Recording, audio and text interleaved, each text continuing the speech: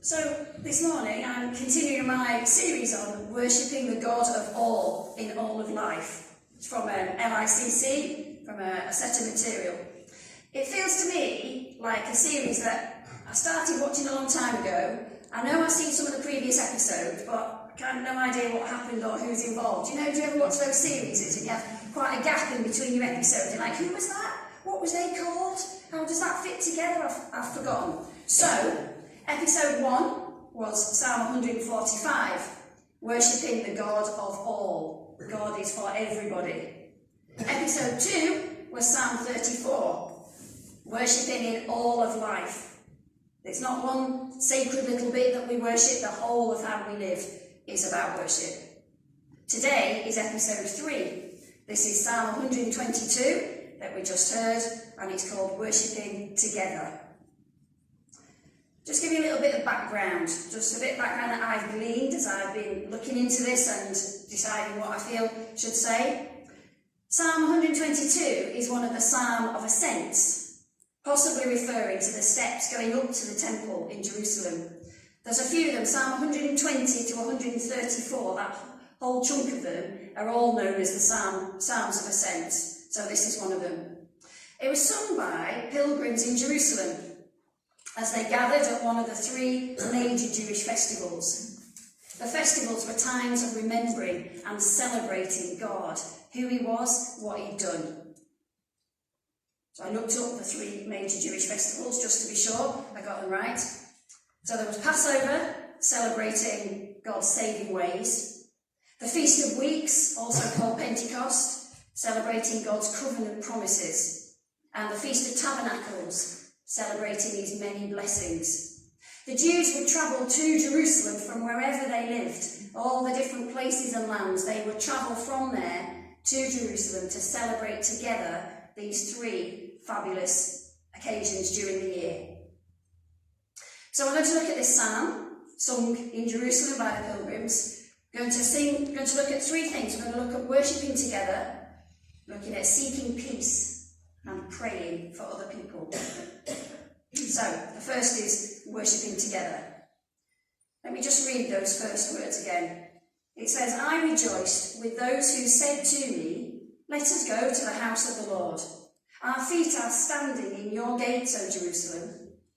Jerusalem is built like a city that is closely compacted together. That is where the tribes go up, the tribes of the Lord, to praise the name of the Lord, according to the statute given to Israel. Very first verse, verse 1, I rejoiced with those who said to me, let us go to the house of the Lord. David is looking forward to worshipping in Jerusalem. It was important to go there to worship together because that's where God met his people. In the temple was the place they went to meet God, and the temple was in Jerusalem. So David was excited because him and the others were travelling together to go to worship together, to go and meet God together. People travelled from far afield, from all different lands all around where the Jews lived. It wasn't a chore, it wasn't a duty, it was quite an undertaking. It wasn't just pitching out of bed 10 minutes before the service and rolling up, it was travelling and being there and staying in a place. David was excited because he was going to meet God with other people. We don't just have one place we can meet God, do we? We don't have to travel to a particular place. Since Jesus' death and resurrection, we can meet God everywhere. We can worship God wherever we are. That's a gift, isn't it? That when we're out and about, when we're sat at home on our own, when we're travelling to work, wherever we are, we can worship God. We can meet with him. We can expect him to meet with us. We don't have to travel to another town or go to a particular place at a particular time of year. I wonder though, sometimes, if perhaps because it's easier, perhaps we take it for granted. Perhaps it feels less special because it's something we can do all the time whenever we want to. Because church is here and we've not travelled far. I wonder if sometimes it can become less special because it's easier. But also thinking about worshipping together, it said, let us go to the house of the Lord. Our feet are standing.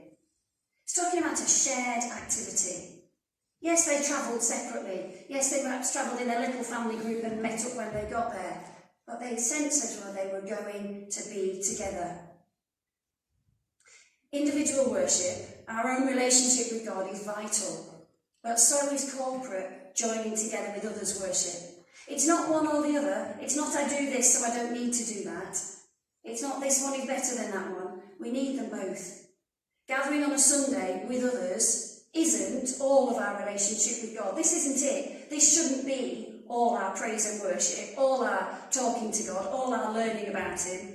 This isn't all our experiencing of God in our week.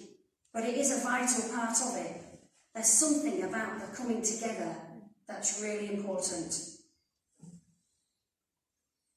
Something about going as a group, about having a shared experience. I watch very little football at home on the television, and I certainly have very little interest in listening to people discuss it endlessly on the radio, which tends to be the radio station David prefers to listen to. It's switched off very quickly when me and Emma get in the car. But very little interest in watching it on my own at home. But I do like a live match, I have to say. I like being part of a crowd. I like that sense of belonging. I like wearing my Wigan top and seeing other people in their Wigan tops with their scarves and their hats as we're streaming towards the ground. No, we're not really, we're trickling really, I think. But I like that sense that I'm one of many and we're all there. And I have perhaps even been known to shout sometimes. My brother doesn't shout very much at the football, and he sometimes has refused to sit next to me because he said last week he was going to take his earplugs just in case. I don't particularly enjoy it at home on my own, but I do like the being there with other people. My mum was saying in the autumn, when Strictly was on and we were asking her if she'd been watching it, and she said she really wanted to watch it, but she wanted somebody to watch it with. She didn't want to watch it on her own. She wanted to watch it with someone else, so she could share and discuss and chat. My dad just wasn't interested. Not quite the same. He would perhaps possibly have sat in the room while it was on, but that's not quite the same as sharing the experience with somebody, is it? Something special about being in a group, in a community, having a shared experience. I was listening to Jimmy Carr being interviewed recently, chatting with Gary Logan. I think it was the last sermon before I preached, I mentioned John Cooper Clarke, who was an unlikely person to mention in a sermon. I thought the same about Jimmy Carr, but what he said I felt was quite relevant. He was saying that studies show that you're 30 times more likely to laugh in a group than you are on your own. I wonder if that's why people laugh at David's jokes here.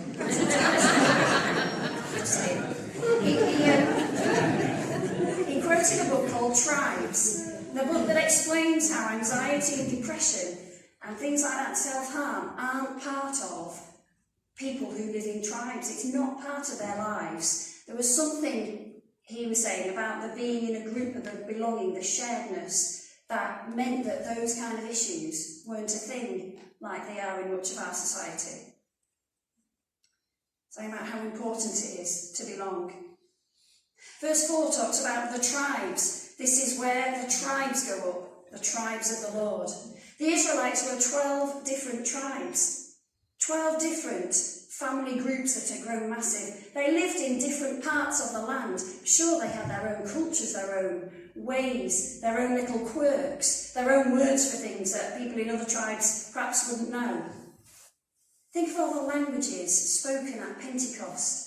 The verses from Acts that nobody wants to read because it tells you where all the different people were coming from. All those different languages. What a mix of people it is when it says the tribes came together. It's suggesting a real mix of people. But they'd all come with a common purpose, to worship God. Now let's be honest, sometimes people around us can make these things more difficult. You might like, Margaret's looking around, who are you looking at? I'm trying not to catch people's eyes. They might like to sing songs.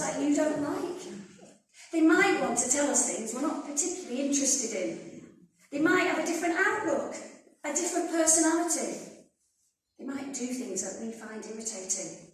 They might worship differently. They might be more exuberant. They might be more restrained than we are. All these things can make us feel uncomfortable, perhaps even distract us sometimes. Can make it feel like it's easier. If I'm at home on my own, then I can have it exactly as I want, just sing the songs I like, and I can do it exactly to suit me. Sometimes, perhaps, we might not feel up to worshipping with other people. Sometimes being amongst people can feel difficult. Sometimes, perhaps, we simply don't prioritise it. But worshipping together is a gift from God. And as David reminded us last week, when we've been reading about the persecuted church around the world, it shows us what a gift we have, that we can choose to come to church freely, without fear of reprisal, without fear that something awful is going to happen to us and our family because we've chosen to come here. This is a gift, to be amongst others, to have a common purpose.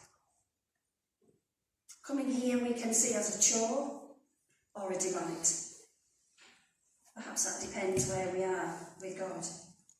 For David, as he was writing the psalm, he's expressing his delight in gathering and worshipping.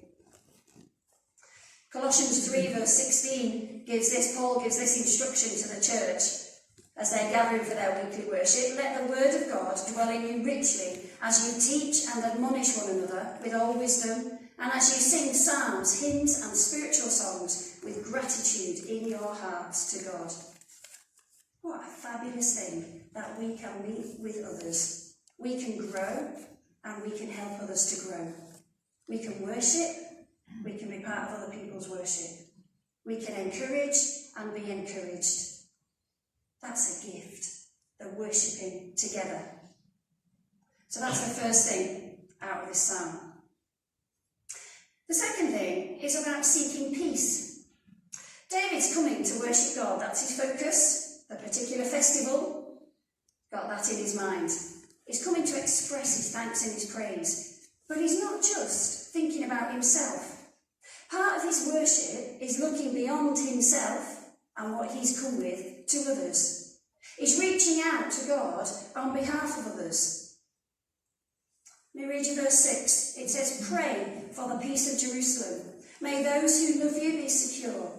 May there be peace within your walls and security within your citadels. For the sake of my brothers and friends, I will say, peace be with you. For the sake of the house of the Lord our God, I will seek your prosperity." There's quite a lot of peace in there, isn't there? Quite a lot of peace. Just a little bit of background. Again, I picked up from reading some commentaries and things. 7 years into David's 40-year reign as king, he captured the Jebusite, city of Jerusalem.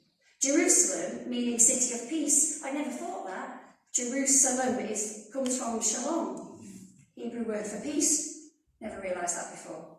So Jerusalem was a small walled city on a hill between the Israelite territory and the Judean territory. Remember, the tribes of Israel sort of split into two groups and they had different leaders and things going on. Jerusalem is in the middle. The tribes had recently been reunited because David had brought them all together and was now king over all of them. So he needed somewhere to reign over the whole land. So he's picked a place that's in the middle of them all. So then Jerusalem became known as David's city because that's where he came to rule.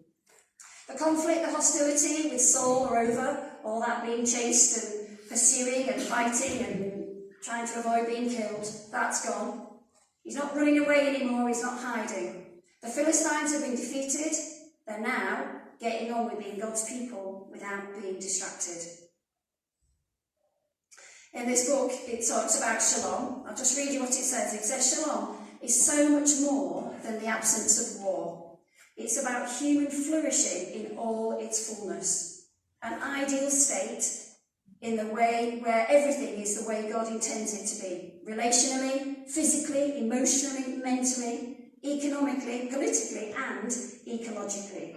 Everything is in line with what God is intending. He says we're called to seek that for ourselves and others, including our enemies. Jerusalem, in Jeremiah 29, it says, pray for Babylon. The Jews are exiles in Babylon. They've been captured and taken there, and they're told to pray for their enemies. Peace is about everything being right with God. I realised recently how easy it is to feel indignant, aggrieved, to feel wronged or slighted by drivers behaving selfishly, by children behaving badly, by people not seeing my point of view or realising how what they do affects me, even by people cold calling me in the middle of writing this paragraph to interrupt my flow, which is exactly what happened. No, I don't want to buy a new phone from somewhere that I've never bought a phone from. Thank you very much. It's so easy to pick those things up and to feel indignant and wronged. Discussion with God about it can easily be, look at them not getting it right, please deal with them. David encourages us to pray for the peace of Jerusalem, to pray that God's peace will come. I think that probably includes not picking up unnecessary hurt and not having the little minor things becoming the big things that fill our minds and our reactions. Me and Emma were talking about peace recently. It came up in her Bible reading notes. And led on to me telling her about a promise that God gave me a long time ago in John 14. Peace I leave with you, my peace I give you. My final year at university, that verse was on a calendar that I think Mum and Dad had given me for Christmas. It brought me great hope and focus and a strength and a reminder as I was in the middle of working hard for my final exams, as I didn't know what was happening next and I was trying to work out where I went when I'd finished at university. Those words, peace I leave with you, my peace I give you, were a great comfort, a great hope, a great focus to remember that God was in it with me. Which then led on to me to remember the peace picture story. Now I remember I used this story when I was heavily pregnant.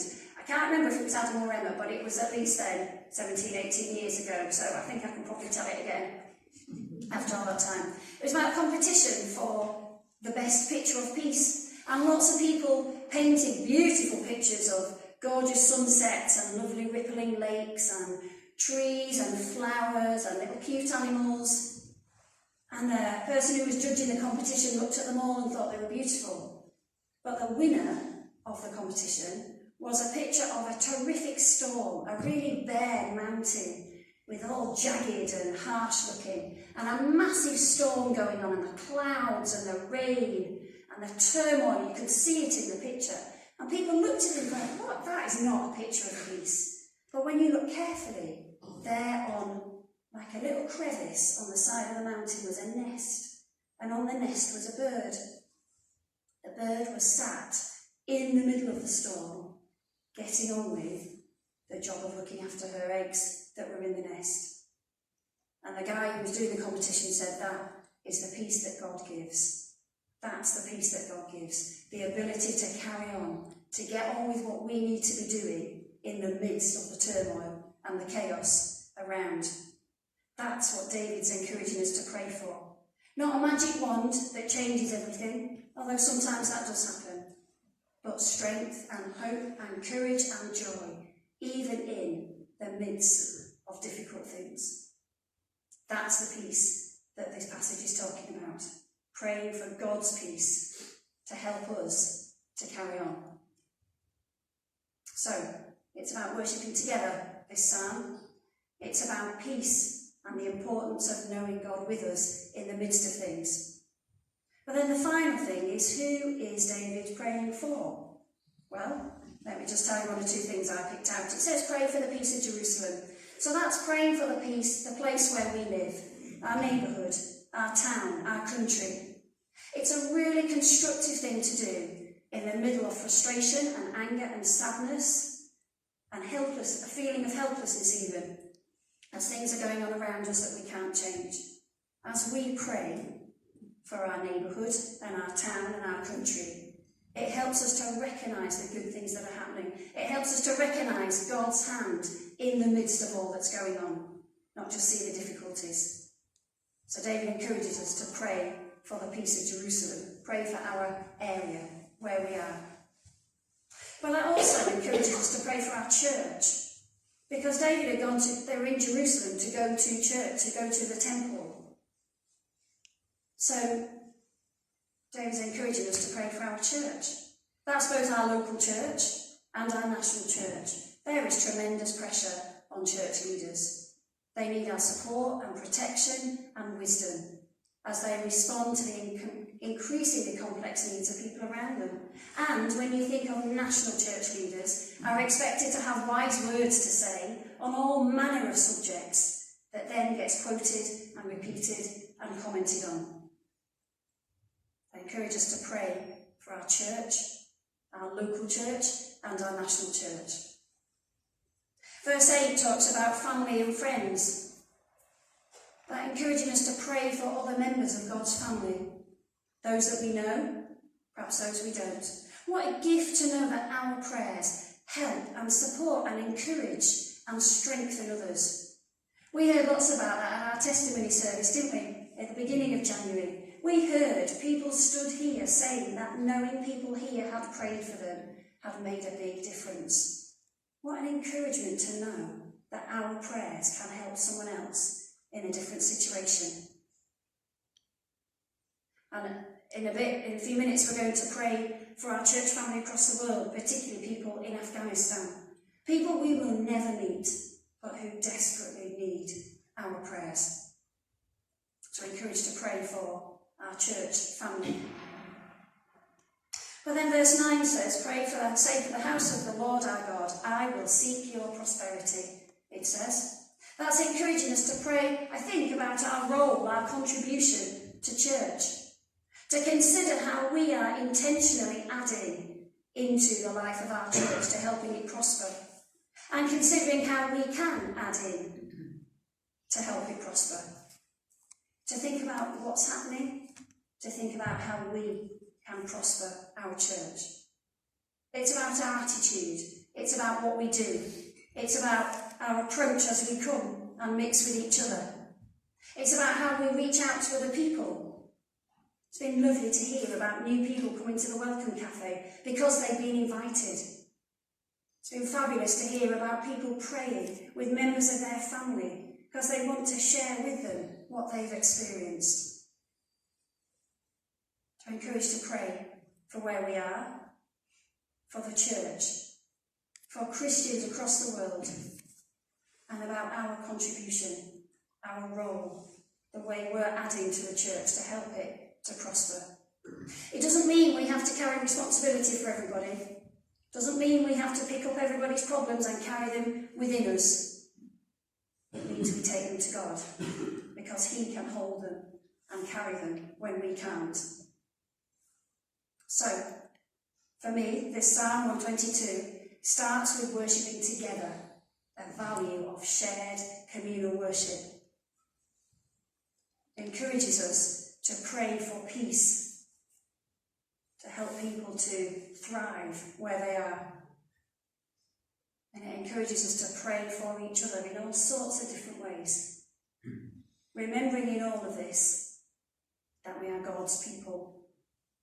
And we're not praying in vain hope. We're praying to God who loves us and listens and whose love endures forever. Amen.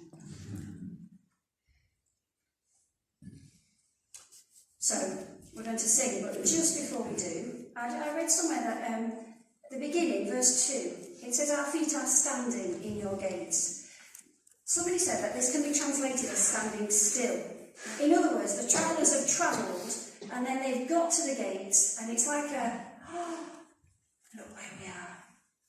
Let's just have a moment. Before we rush in, let's have a moment and just anticipate. Let's just remember where we are and why. Perhaps it's a little bit like climbing to the top of a mountain and you don't rush up and rush back down. Well, you certainly don't rush up. But when you get to the top, you survey, you have a look.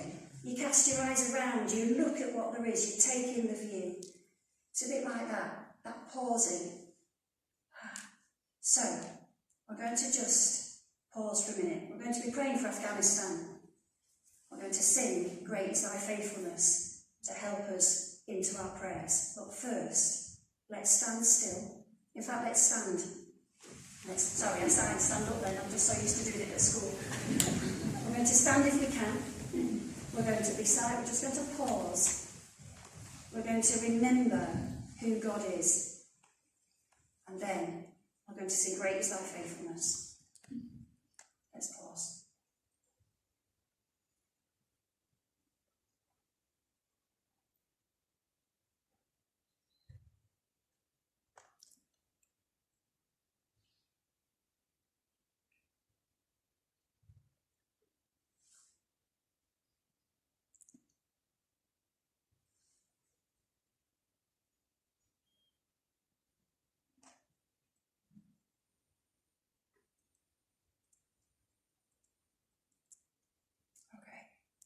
Got a picture of who God is in your head? Let's sing. Great is Thy faithfulness.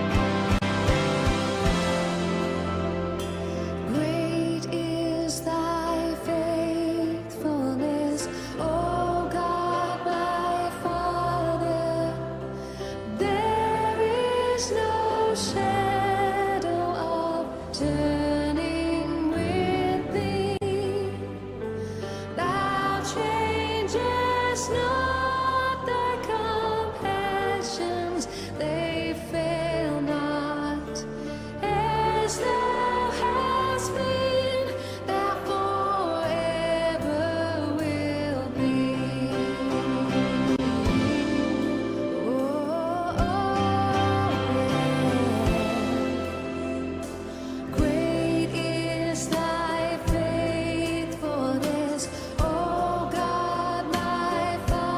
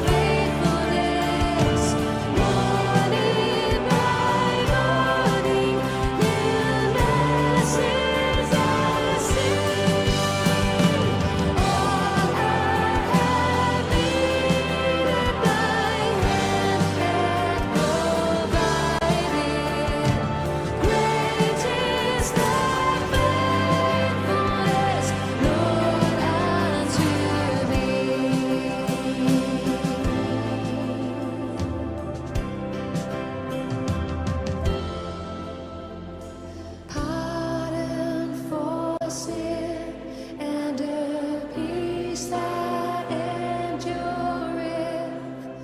Thine own dear presence to cheer and to